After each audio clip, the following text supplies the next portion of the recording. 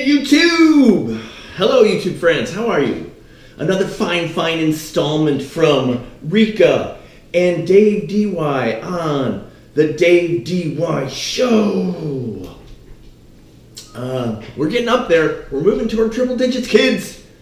Stay with us. What's this one going to be about? Another great installment. This one's going to be straightforward. This is something we all need, all the time. We need help. We don't remove ourselves from this world that we're in. Hourly, daily, weekly. So I'm going to talk with you today, and I'm going to talk to you about how to relax or meditate and my top 5 tips. This is easy, it's straightforward, and here's the thing, and I'm sharing with you. You have to do this in some way, shape, or form. If you do not, the struggles, the work, the energy, the effort, the gap, the turmoil, problems, and then the successes and the challenges and the enjoyment, it consumes you. It consumes your day. And it's not bads and it's not goods. It's everything. So you have to allow this thing, you have to allow this thing, you have to allow this thing to take a break.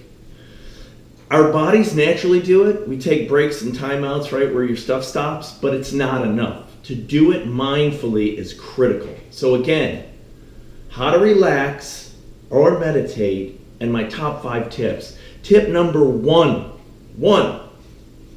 you have to remove your sensory inputs, your sight, your sound, your touch, your smell.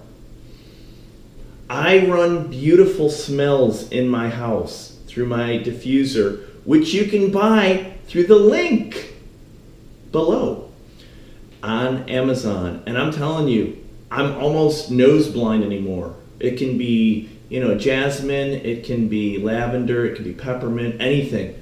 That's a stimulus that has some kind of input in your body. You have to remove that. Sight, our bodies react to light. You have to remove it, right? You have to spend a moment when you're not in pitch black, but you have some kind of removal from visual stimulation. It's almost easy enough, if you're pretty good at relaxing, to close your eyes, your eyelids. While it might be bright around you, you don't have movement and motion. You have that inner eye where you sort of see some stuff. After a while, when you keep it closed, the little patterns and the little zigzags and the little fuzzes and the little spots and what's light and what you were just looking at, that image, that retinal image that's captured there, they go away. And you can sit here peacefully if you practice and if you're pretty good at it, and you can relax and you can meditate. I do it in the dark. I do it prone laying down. I do it so that I don't have visual sensory input. I don't have noise, though noise is a different thing. You can have white noise. You can have some type of speech that's monotone. You can have those mnemonics, the beta alpha wave patterns that stimulate certain aspects of your brain. At least we think, right? We really don't know the brain. Some of those will work. You can have dead silence, though some people find that unnerving. Dead silence.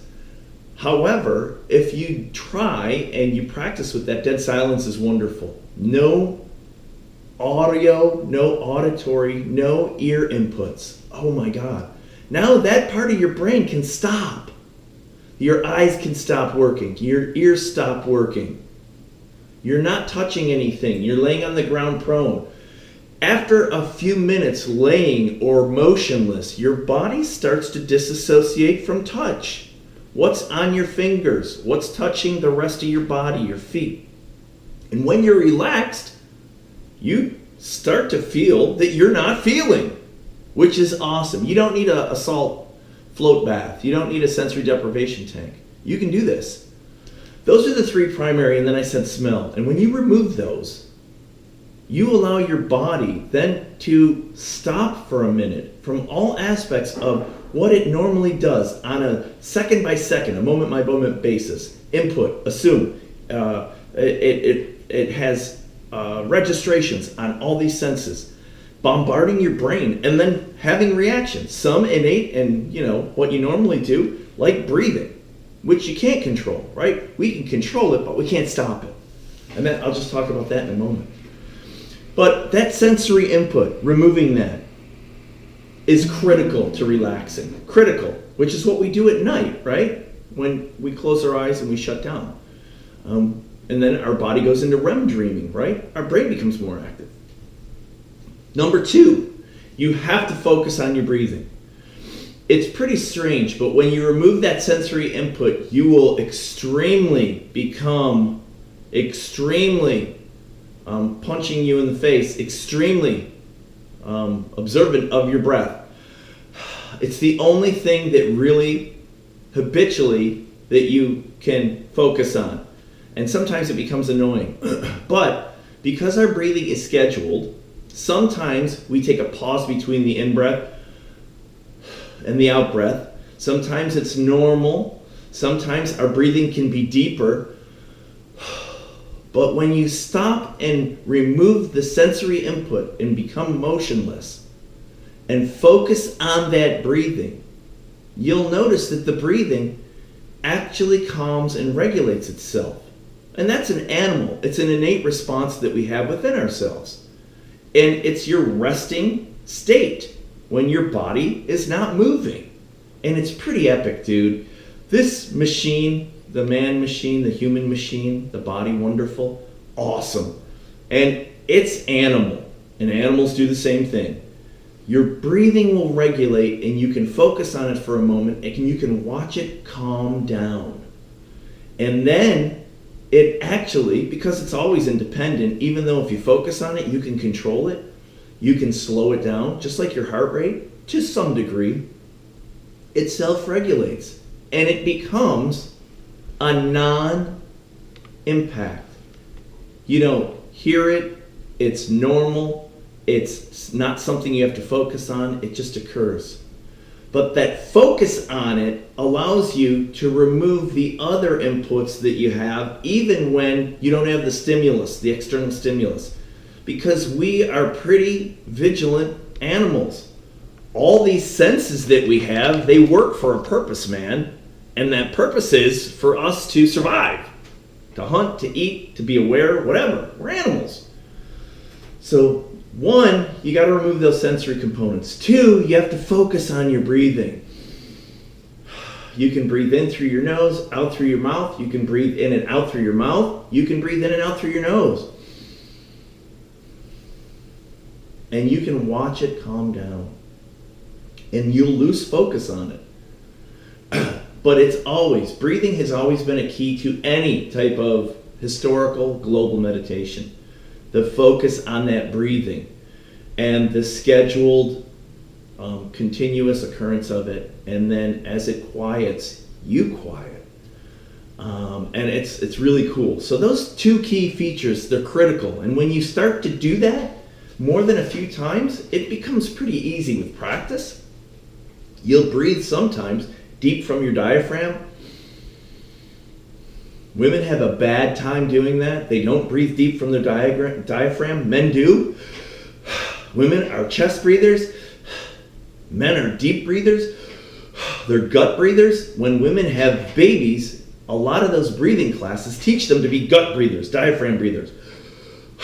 Because that's when you can really control the pain, the contractions, the impact that experience has on your body. Something coming out from inside of you that you've grown for 10 months. Brutal, right? So you got to practice on that. You can even do more research online about deep breathing techniques. I wouldn't get too invested in it because I said your body can regulate it. But sensory removal and then breathing, critical for you to relax. And if you do that for 5 or 10 minutes, 5 or 10 minutes, you'll notice a change. The endorphins released in your body, the way that your heart rate has become modified, the tension, the pent up feel, the anxiety So your behavioral, your emotional, your social, your physical well-being changes. It's unbelievable. But you have to try it, and you have to try it more than once. Practice it for 5 days, for a week, for 5 minutes or 10 minutes. I guarantee you, you will not at the end of that week say, yeah, it's bad, it's bullshit, didn't work. It will work. To what degree? That's dependent on you. That's dependent on your biology. That's dependent on your ability, your skills. That's dependent upon your experience, right? If you're good with this. 3, you have to set a timer. You can't, and sometimes you don't need to, but for me, you always have to set a timer. You got to have a 10-minute limit. You have to have a 20-minute limit. That timer, that limit, actually governs the way that you start to learn it and you practice on this relaxation technique. And the more that you do this practice daily, and sometimes if you're having a bad day, you can take a break and do this. If you're in the midst of bad trauma, huge input, struggles, problems, family, work, whatever, you can take a break and do this. It's the strangest thing. You feel like you're in the fray, you're in the fire, and you go, I need a timeout, I need a break. And my God, the impact it has on this body and this mind. It's brilliant. It brings you back to a state where you can now manage that problem. And the problem or problems usually compounding, and then you hit that Nelson Gladwell tipping point. And there's tears, and there's gnashing of teeth, and there's screaming and crying, and you are the victim. You can bring that back, man. And I've done it. I've done it recently. And I will tell you, with this basic relaxation technique that I use on a daily basis, it makes you a different person. I feel differently. When I remove myself from that practice, I feel the pent up, I feel my body change. When I do it scheduled regularly, after 3, 5, 6, 7, 10, 12, 15, 20, 40 days, holy crap, when I'm done, it's a weight is lifted. I feel cleansed. I feel light. I feel free. I feel energized. I feel good. I'm like, okay, let's go. Done. It's palpable. It's real. It's visceral. You can feel it. It's something you can define. And it's personal. It'll be different for all of us. But clearly, I'm no mystic or believer of, magic or, the sublime or the surreal or I don't know. Faith, I don't know. But these techniques work and they will have a direct impact on you. I guarantee it. Give it a shot. And then, let me know. Email me or shoot me a comment or whatever. I guarantee it'll help. 4, after you've removed the sensory inputs, after you've focused on your breathing for a moment, for 30 seconds, for a minute, for 3 minutes, for 5 minutes, after you know you have a timer, which doesn't matter, that's just the thing that starts to draw this interval where you're going to take this break. You're going to relax. You're going to meditate. And that's we're those type of animals. We know that interval is for this period. Your body's unbelievable at tracking time. You don't track it, but you've got 10 minutes, you've got 20 minutes, you've got 5 minutes, and it goes through this process and it regulates the time it needs, right? So after you've done all that and you're laying there and you've focused on your breathing and your breathing's come down and it's calm, it's regulating itself, usually the next thing you go to is your brain and the chaos in your head. Thoughts, actions, what do I got to do today? Where am I at? What do I do? And it's noise. Maybe you don't have that. Many of us do. It's the things that are going on when nothing else is providing input. We are active. Someone that is mortally injured, their brain is extremely active, even when they're unconscious and their body's failing, right? And that's how we register death. And we're not really sure about that. We've taken, readings. We've tried to systemically and systematically and mathematically and scientifically register this thing. After a person's bodily functions stop, what happens to the brain? How long is it still active? How long do you have electrical synapses and signals firing? How long are you aware?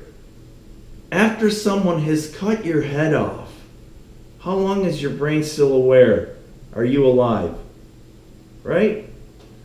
gruesome, weird thoughts, right? So you have to listen to that noise and slowly clear that noise. And that in itself is a pretty difficult technique. Most people never master it. They never master the ability when there's no inputs, sense, smell, touch, taste, sight, when all that's gone, when you're calm, when you're motionless, the noise of your mind, how to slow that down and stop it or turn it off so that it's gone. And it takes practice. It takes a lot of practice to do that. And in my experience, for the most part, I never go to a null or a nothing. What occurs is the immediacy and noise of my thoughts for whatever I am right now, when I take this break, they slowly dissipate. And it turns into more fluid, more generic, more major thoughts. They're not as poignant or direct or immediate or hitting you in the face, noisy thoughts. They're calm. They're feel. They're relax. They slow just like your breathing does. Your brain slows. And it finds calm. And my God, when you attain that, and I think in our sleep cycle every evening, if we sleep normally and well, we go through this thing. And then you hit this REM, this active sleep, right?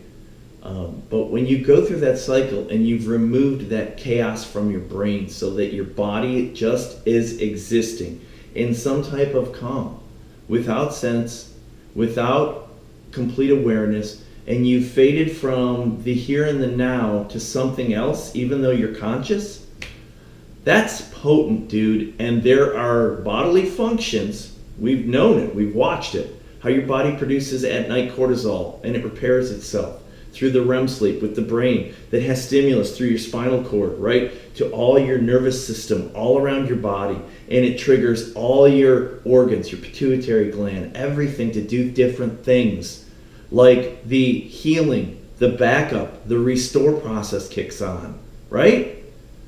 You can stimulate that in these relaxation sessions, these brief meditations, and it's rejuvenation. It's almost like a brief repair, and you wake up and you're not of the state that you were. And it's clear that has occurred. So this takes a bit longer through these sessions, clearing your brain, but it's doable. You can focus on it and practice on it, and the more you do this with more regularity, the easier it becomes. And again, are you going to have inputs throughout your week, your month, your day, whatever, that directly impact this process? Absolutely. Work and family and life impacts you, right? But you still can perform this, and often that brings you back from whatever that impact is, and it allows you to function more fluidly, easier. Whatever that thing or those things were, they aren't what you perceived them prior. And now you can address them with clarity, without emotion, with clarity in emotion, with rationality, with thought, with calm. And it's not reactive, and it might not be that impulse or that destruction or that bad thing or the problem, and it might actually be a positive, and you didn't see it. I mean, anything that can happen in life, man, this is a piece, this is a tool that is trying to help you work on that. That's it. That's number 4, clear your head. So no sensory, right? Sensory input. 2, you got to control your breathing, right? Try to control your breathing. Focus on it. 3, you got to set a timer. 4, you got to try to clear your head and slow it all down. Stop the noise in your brain. And number 5, this one's sort of critical. You got to do this on a scheduled basis.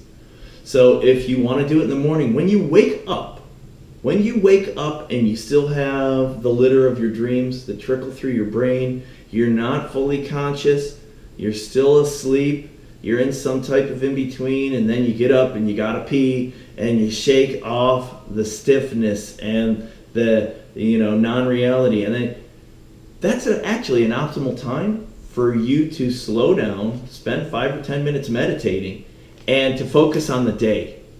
And when I say focus on the day, I'm not talking about focusing on the actions of the day that you're going to have. I'm talking about focusing on that day by cleansing yourself and preparing for that. And you'd say to me, well, didn't my sleep just do that? Of course it did. But this is now you are conscious, fully conscious. This is a conscious effort that you're going to intercede with the beginning of your day to promote that.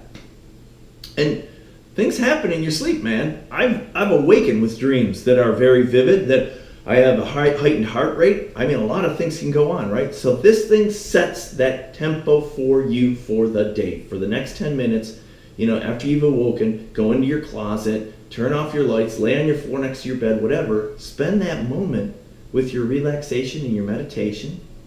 Come out of that moment, and now start your day.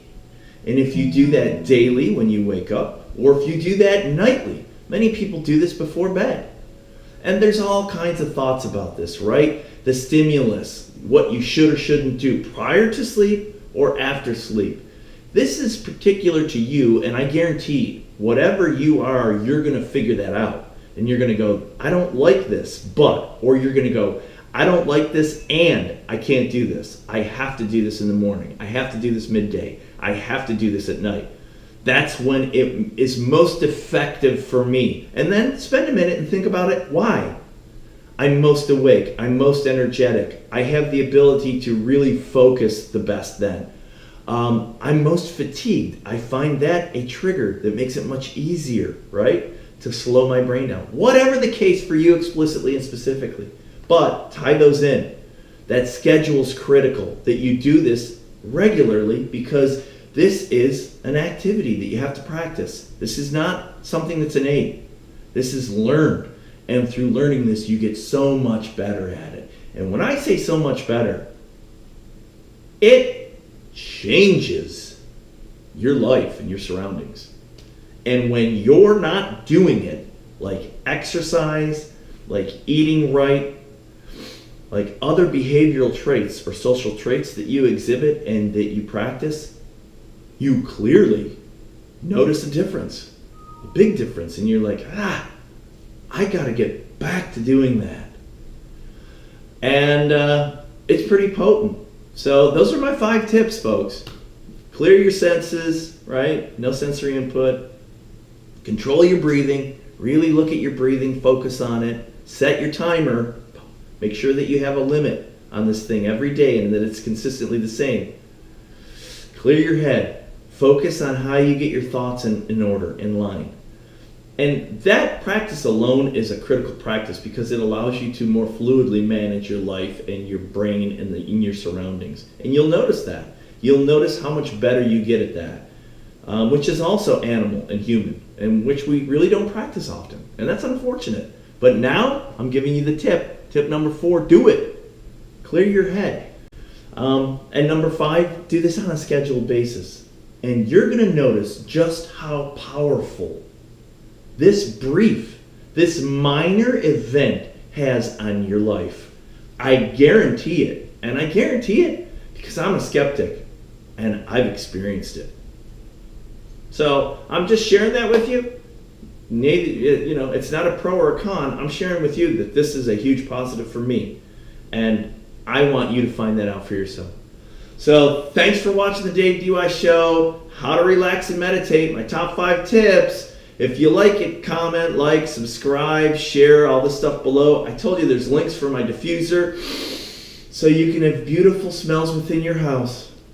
Namaste. Namaste. Dave DUI Show out!